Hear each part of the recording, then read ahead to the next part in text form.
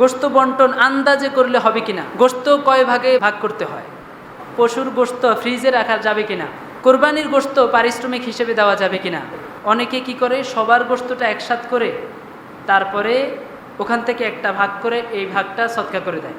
পশু থেকে উপকৃত হওয়া যাবে কিনা। গোশত বন্টন সংক্রান্ত কয়েকটা মাসালা বলে শেষ করছি। উত্তম হচ্ছে 3 ভাগে ভাগ করা। কয় ভাগে? 1 ভাগ নিজেদের জন্য, 2য় ভাগ আত্মীয় স্বজনের জন্য, আর 3য় ভাগ হচ্ছে এতিম মিসকিন অসহায় মানুষদের জন্য, পাড়া প্রতিবেশী যারা কোরবানি দিতে পারে না এমন মানুষের জন্য। কিন্তু দেখা গেল যে আপনার পরিবারের সংখ্যা অনেক বেশি, আপনি যদি 3 ভাগ করেন তাহলে গোশতটা একটু একেবারে কম থাকে, তাহলে এই ক্ষেত্রে 3 ভাগ করা জরুরি না। আপনি যত ইচ্ছা তত খেতে পারবেন, যত ইচ্ছা তত সদকা করতে পারবেন, কোনো অসুবিধা নেই। কোরবানি আপনি সম্পূর্ণ গোশতটাও খেতে পারবেন, সম্পূর্ণটাও সদকা করে দিতে পারবেন।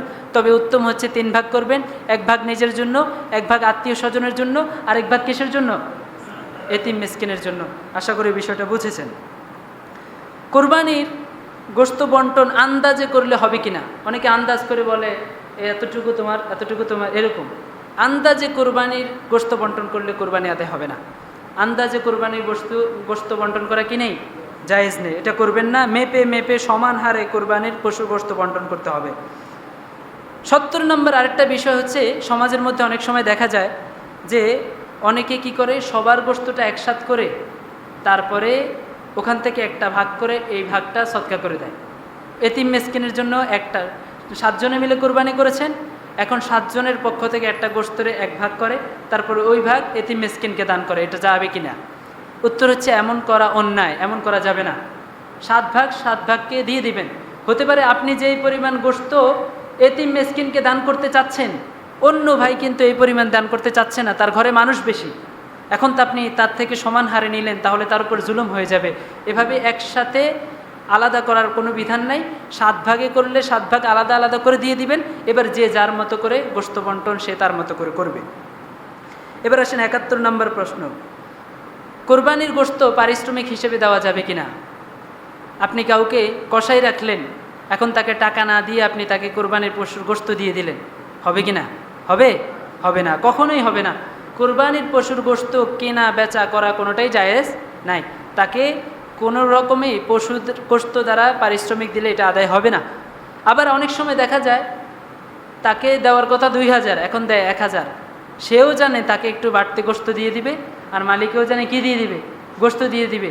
মানে ডাইরেক্টলি বলে নাই পারিশ্রমিক দিবি, কিন্তু ইনডাইরেক্টলি কি দিচ্ছে, পশু দ্বারা পারিশ্রমিক দিচ্ছে।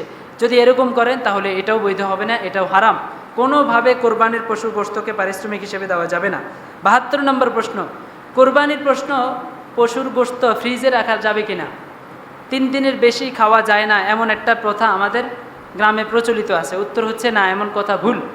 আপনি কোরবানির পশুর গোশত 1 বছর লাগাতার খেতে পারবেন, কোনো অসুবিধা নাই, এটা আপনার ইচ্ছা। 3 দিনেই খেতে হবে এমন কোনো কথা, এটা ভুল।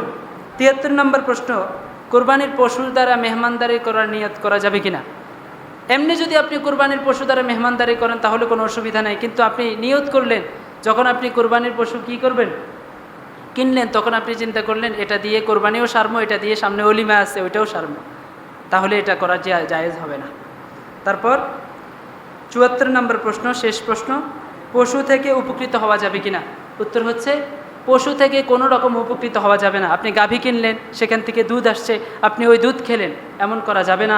কুরবানির নিয়তে আপনি যেই পশু কিনেছেন ওই পশুর কোনো রকম উপকৃত হওয়া যাবে না। কিন্তু হ্যাঁ, আপনি দেখলেন যে দুধটা না দহন করলে পশুর কষ্ট হচ্ছে বা অপচয় হচ্ছে, তখন আপনি দুধ দহন করে হয়তো ওই দুধটাকে সদকা করে দিবেন।